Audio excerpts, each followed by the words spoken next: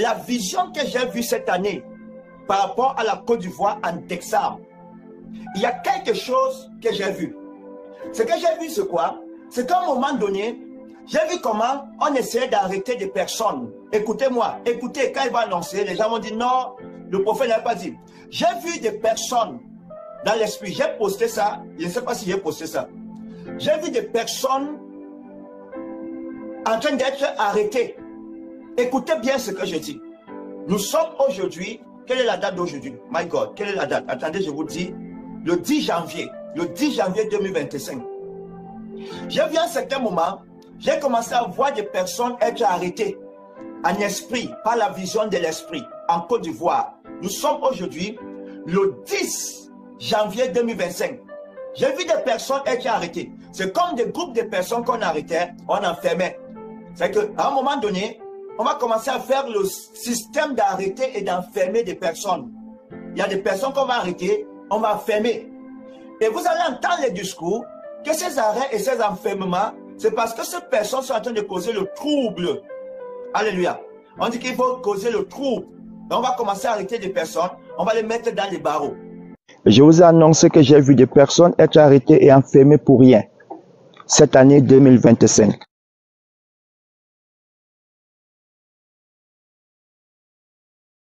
En Côte d'Ivoire, le tribunal de première instance d'Abidjan a condamné ce mercredi à 10 ans de prison 2 responsables de l'opposition. Ils sont cependant sortis libres de l'audience.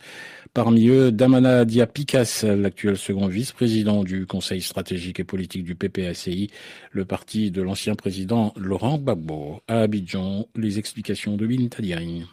Dans l'affaire de l'attaque contre un camp militaire d'Abobo en 2021, le tribunal a déclaré Damana Picasse coupable d'atteinte à la défense nationale, association de malfaiteurs et complot contre l'autorité de l'État. Il le condamne à 10 ans de prison, 10 ans de privation de ses droits civils et 5 ans d'interdiction de paraître sur le territoire national, sauf dans son département de naissance.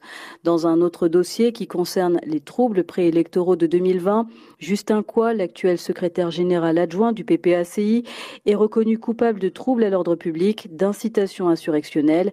Il écope de 10 ans de prison. Lors de son réquisitoire la semaine dernière, le procureur avait requis 20 ans de prison. Il veut, dit-il, qu'un message soit lancé à ceux qui ont décidé de mener ces actions. Fin de citation. Il estimait notamment que Damana Picasse était le financier de l'attaque contre le camp militaire d'Abobo. Les avocats de ce responsable politique dénoncent une décision injuste et inique selon leurs mots. Ils comptent faire appel de cette décision. Binta Diagne. On va commencer à arrêter un à un. Mais on va arrêter ça pourquoi? Parce que c'est un système pour vouloir empêcher à ce qu'un candidat ne puisse pas gagner les élections. Donc on va semer ce qu'on appelle comme la peur dans la vie de la population.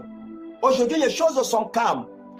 Aujourd'hui les choses sont tranquilles. Pendant que je parle, la nation est en paix. Tout se passe tranquillement.